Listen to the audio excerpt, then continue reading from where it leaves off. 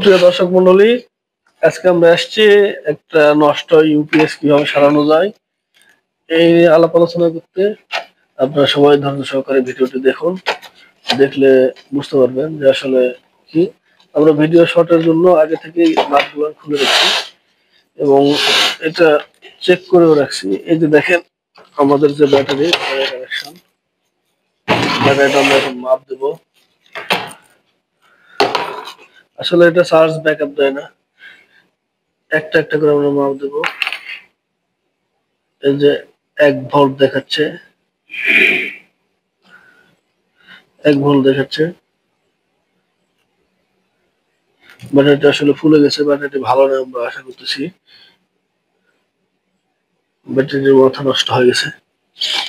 এখন আমরা এই ব্যাটারিটি পরিবর্তন করে নতুন যে ব্যাটারিটা নিয়ে এসেছি সেই ব্যাটারিটা লাগাবো। আপনারা দেখেন, অবশ্যই এটা খোলার আগে পরিষ্কার করে নেবেন ভালোভাবে। পরিষ্কার না করলে এই জায়গার ময়লাগুলো গায়ের মধ্যে লাগবে, আর গায়ের মধ্যে লাগলে তো বুঝতেছেন অবস্থা। এই টার্মিনালে একটু ভালো করে চাপ দিয়ে নিতে হবে যাতে লুজ কন্টাক্ট না থাকে। একটা প্লাস দিয়ে চাপ দিয়ে নেবেন। এরপরে এইভাবে কেসিং এর ভিতরে ব্যাটারি ঢোকিয়ে দিবেন। যেহেতু আমাদের একই সাইজের ব্যাটারি, আমাদের সমস্যাটার সমাধান হয়ে গেল। ব্যাটারি পরিবর্তন কিভাবে ব্যাটারি পরিবর্তন করে করতে হয় আপনারা দেখলেন। এরপরে আমরা কভারটি লাগাই ফেলবো। কভারটি ভালোভাবে ভিড়াই দিয়ে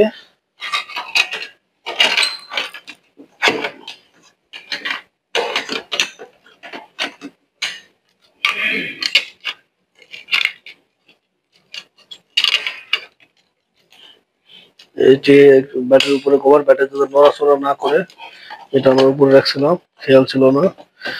প্রত্যেকটা কাজ করার সময় খুব সাবধানতার সহিত করতে হবে। এটা প্লাস্টিক বডি, অল্প একটু চাপে ভেঙে যাবে। এবার আমরা ফিনিশিংয়ে একটি যে নাট বল্ট আছে সেগুলো লাগিয়ে ফেলবো। লাগিয়ে ফেললেই আমাদের কাজ কমপ্লিট। একটু হোল্ড করা, হোল্ড করা। এখন আমরা আস্তে করে নাটগুলো একটু ভালোভাবে টাইট দিয়ে নেব।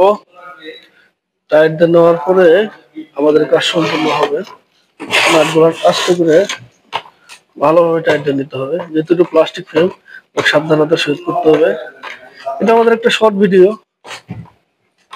সবাই কাজটা পারে। অনেকের বাসায় 1-2টি ইউপিএস এখন সবার বাসাতে আছে, যেহেতু কৃষিতে ব্যবহার হয় এবং ছোটখাটো কাজে ইউপিএস এর ব্যবহার আমরা প্রায় লক্ষ্য করি। এইভাবে যদি কেউ করে কাজগুলো জানে, তাহলে ব্যাটারি বাজার থেকে কিনে নিয়ে এসে নিজেই এটা খুলতে পারবে এবং এই ব্যাটারি পরিবর্তন করতে পারবে। এই জন্য টেকনিশিয়ানদের কাছে যাইতে হবে না। এই জন্য ভিডিওটি মূলত করা। আপনাদের যদি ভিডিওটি ভালো লাগে অবশ্যই লাইক কমেন্ট করবেন। অপর একটু